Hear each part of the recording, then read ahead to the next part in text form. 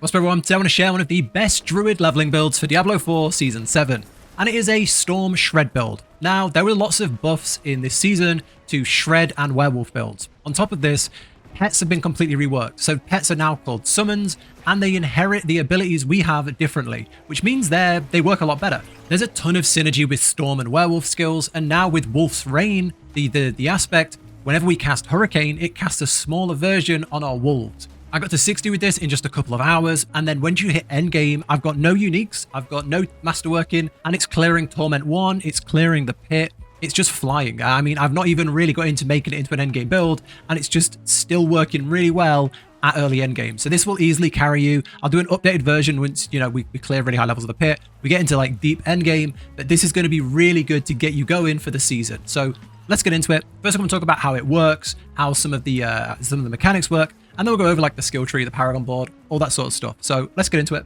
Okay, so the way this build works is we're looking for speed. We want to level fast, which means we want to move fast, and we want to take things down fast. And this does all of that. We're combining the Werewolf abilities with the Storm abilities because both of those are really good for leveling. And with the buffs, they've now got amazing synergy. So Shred is like our main ability. We just hold down Shred and we just move from pack to pack. This will just get you across the map really fast. You've seen it, like you just jump from mob to mob, dealing massive damage. On top of that, we use Stormclaw. So when this crits, we release lightning damage. We combine that with the Wolf's Reign, and that means whenever we cast Hurricane, Hurricane also spawns on our wolves, and that's this ability here. This is a Hurricane, so you form a Hurricane, dealing damage to everything around you and making them vulnerable. So basically, as soon as you pop that, everything on the screen gets vulnerable because your wolves are just moving around. You can also use your wolf ability to throw your wolves onto something, and then that will trigger all of that damage.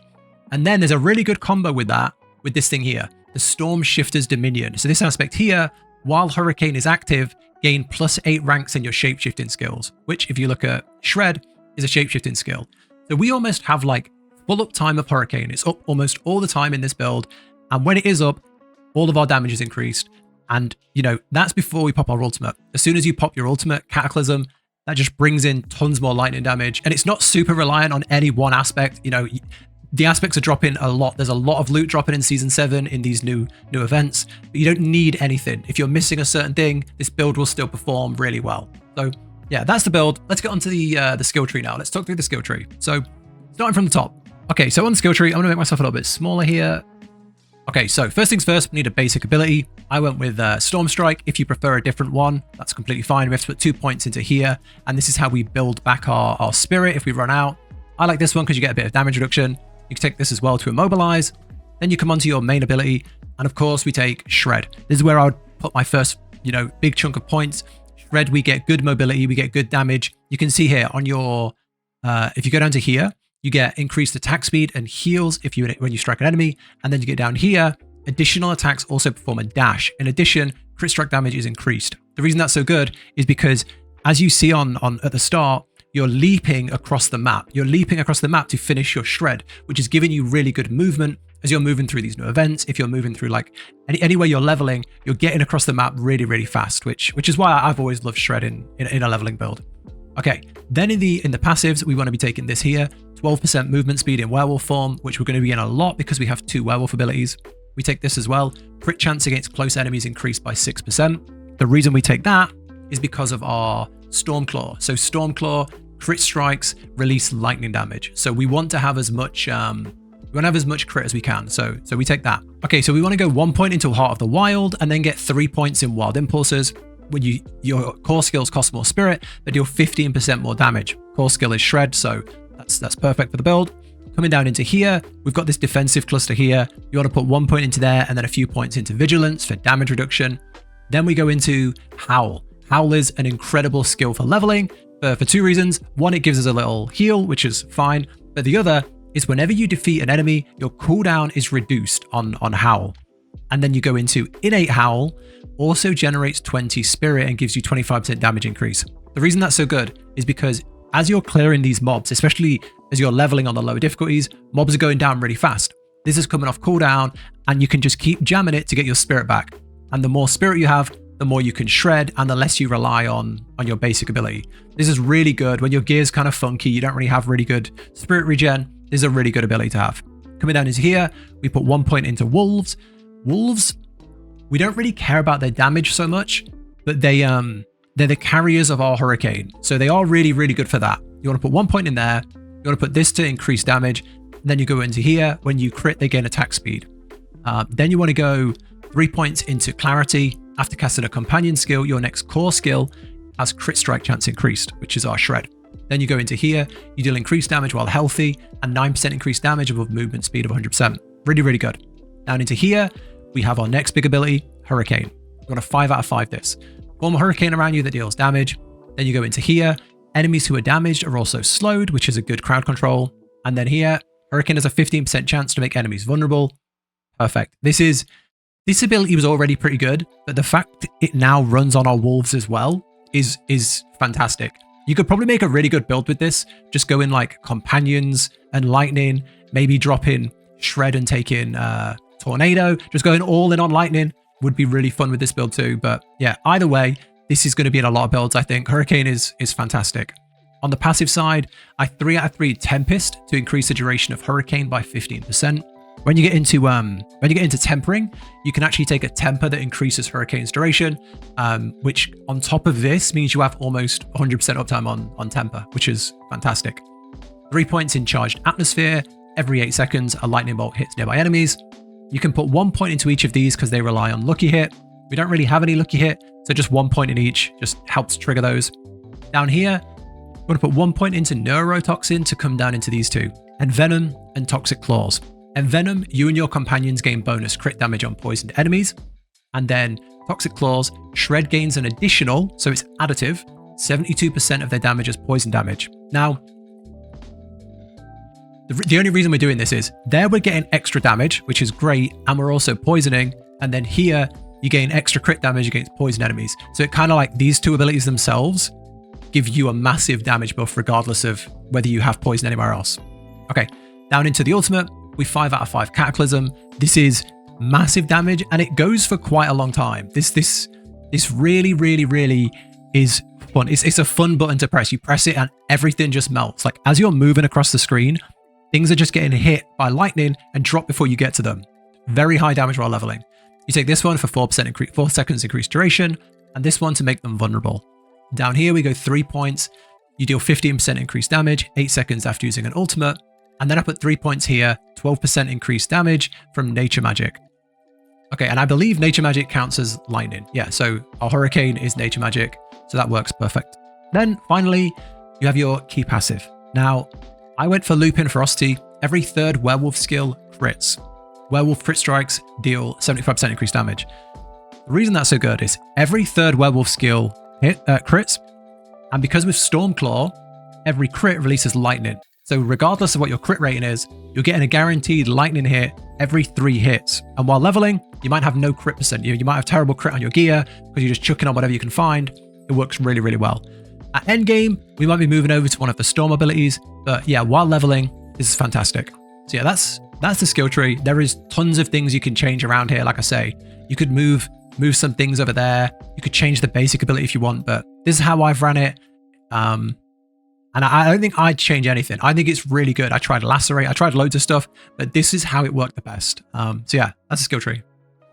Okay, now onto the spirit boons. Also, if you haven't seen the patch notes, there's a new change to spirit boons that if you to any of the class I don't know what you call it, class mechanics, if you've done this already on any other druid, log into your druid, or even on like the legacy, any druid you've got where you've already done your class quest, log in, log off, then log on to your seasonal druid and you'll already have spirit boons unlocked. You don't have to do the quest. So a tip there if you haven't seen that in the patch notes. So yeah, this is what we'd go for here. On the deer, I would take this here, 40 max spirit and gain 5 spirit every second. Purely because shred is 34 spirit on my build right now.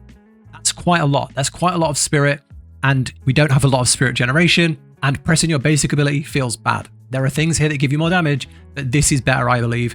It's enough so that you can drop a lot of spirit on a pack, on a boss, on an elite, and then by the time you get to the next one, you've got some spirit back. On the eagle, I take 2 here, and I would go for scythe talons, 15% crit strike chance, 15% lucky hit, and then down at the end, 40% crit strike damage. On the wolf, I would go for this one here. Extend the duration of your ultimate by 35%, which is our Cataclysm.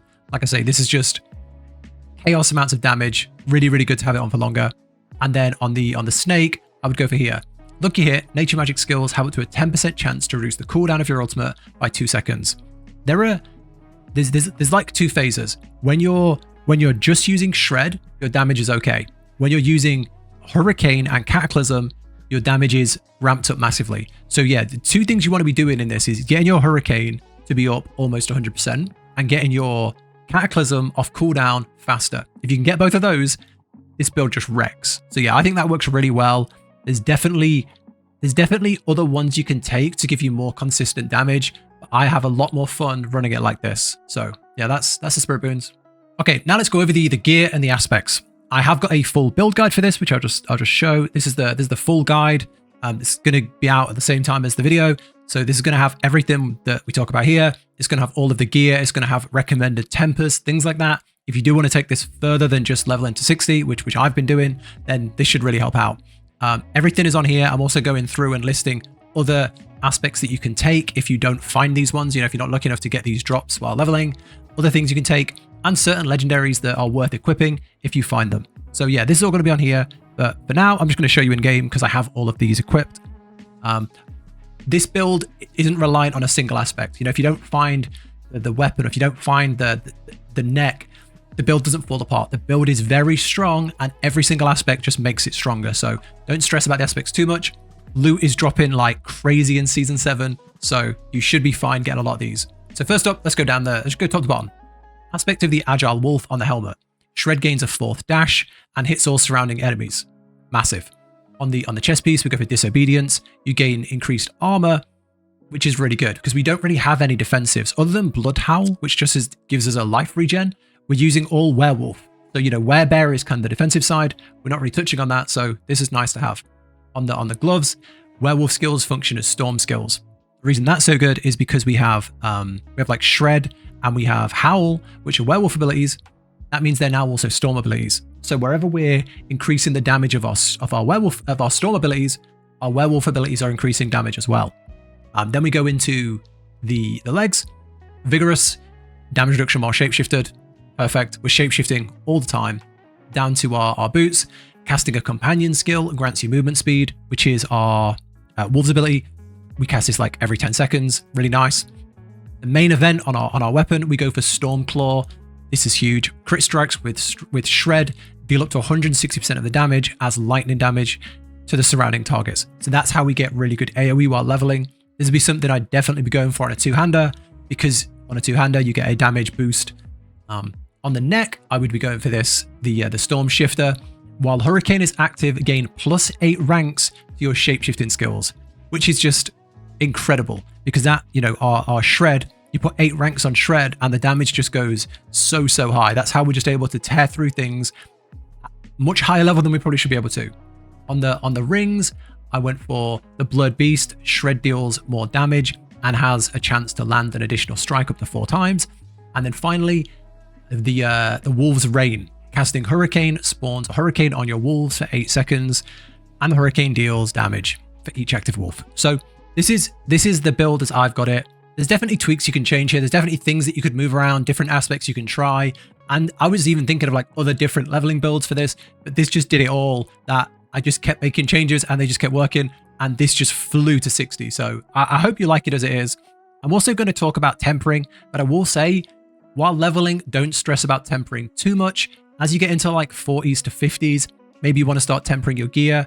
If you're new, that's just where you go to the blacksmith and you add these things here at the bottom. Those are the tempers, and they just do different things. They make your weapons and armor a little bit stronger. So I'm going to use the guide for that to show you. So if I get this up now, all I would be doing here is I've got a thing here. If you go on the aspects and then you click gear stats, you can see what I would be looking for on the gear here.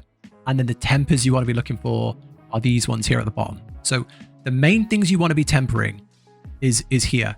Any chance you can get a utility temper, you want to be going for Hurricane Size. Hurricane Size is a bigger range for your Hurricane.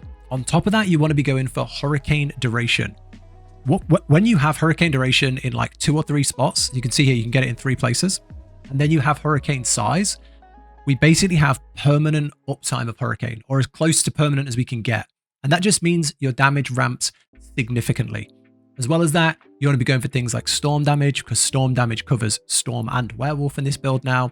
Resource cost reduction works well while leveling, always worth chucking on both rings. Storm damage, and then on the weapon, chance for Shred to cast twice. That's pretty much keeping it super simple in how I would run this build. Okay, now let's talk about the seasonal mechanic, the Witchcraft abilities. And full disclaimer, this hasn't even been out for 24 hours. I'm not an expert. I haven't tested them all. I played with them a little bit before. I've played with them now in the release, and I found ones that work really well. I found ones that I like, but this is not, you know, the best thing ever.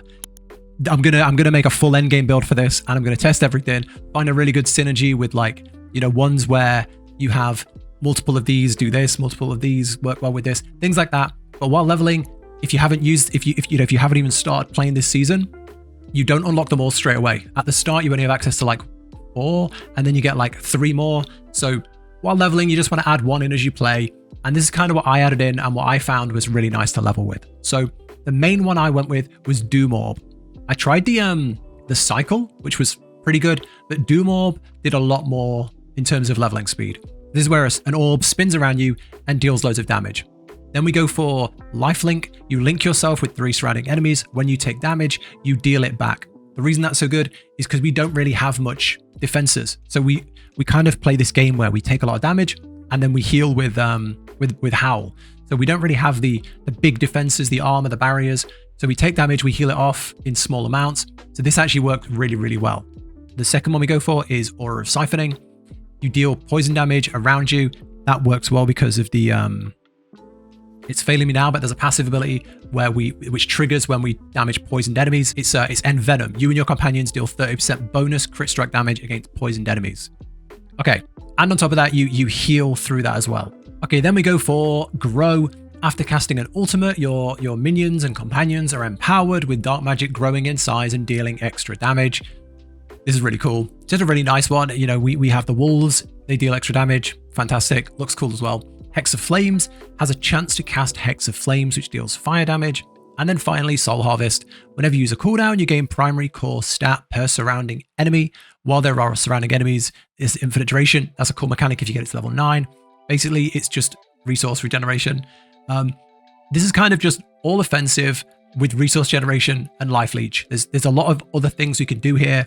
But while leveling, this was more than good enough. I tried the frog, I tried the fire bats, I tried some of the other cool ones, but this one was definitely, I kind of landed on this around level 50, and I've been using it since then, and I haven't felt the need to change anything yet because it's just going so well. But I'm sure there are loads of really cool ones here, and if you don't want to follow this, I'm sure the build will work fine with the ones you pick. But yeah, they're the Witchcraft abilities. Okay, now let's talk Paragon Board, and I will go back to the build guide for this because obviously I'm not maxed Paragon Board.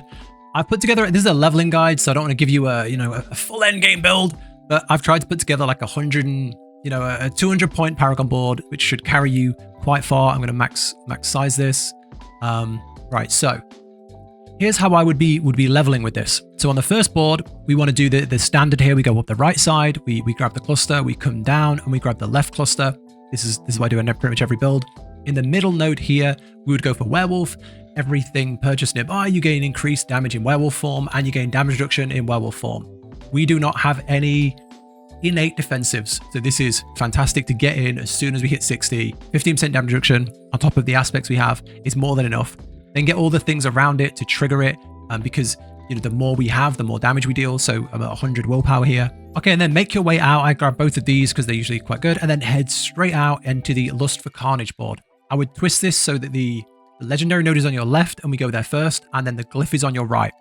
On the left, you want to grab these attack speed for really good damage boost. Attack speed is so good with Shred. Move up to here and get the legendary node. Crit strikes with Werewolf skills restore 2 spirit and give increased damage. We crit pretty much every 3rd hit with our aspect, and we crit a lot with our base crit strike damage. 2 spirit really adds up. The less you use your basic ability, the more damage you deal, the less downtime, and the more fun. So this was the first thing I went for easily. Come along and grab the glyph. I went with Fang and Claw, grants bonus to magic nodes and increased damage in werebear and werewolf form. So that means that, you know, the reason we do this is because the magic nodes around it are here. Werewolf damage 10%, werewolf damage 10%. Down here, crit strike damage, crit strike damage. So really, really nice in this build. Okay, then you want to head up here. So up here, you want to be going for, again, this attack speed cluster. I've got it rotated again. So the attack speed cluster is the first thing we get to. Then we come up the left side and we hit the legendary node Inner Beast. After shapeshifting, your spirit costs are reduced by 5%, up to 45% until you reach 10 stacks. And then when you hit 10 stacks, you reduce your cooldown by 5 seconds. Less spirit reduction, and then cooldown reduction on your ultimate. Both incredible in this build. Up the right side, I went for spirit. Every 5 dex increases crit strike damage. We'll be critting a lot in this build. And crit strikes increase the damage an enemy takes from you up to 15%. Really good against bosses. Really good when you start getting into those chunky elites, especially in the new event zones. Then you kind of line yourself up to go over to the next zone when you're ready. Down in the other direction you come out of here, I would get into this glyph here and go for fulminate. Every 5 dex increases your lightning damage, and you deal increased lightning damage to both healthy and injured targets. Then you go all the way down to the bottom, and I would grab this, the heightened malice.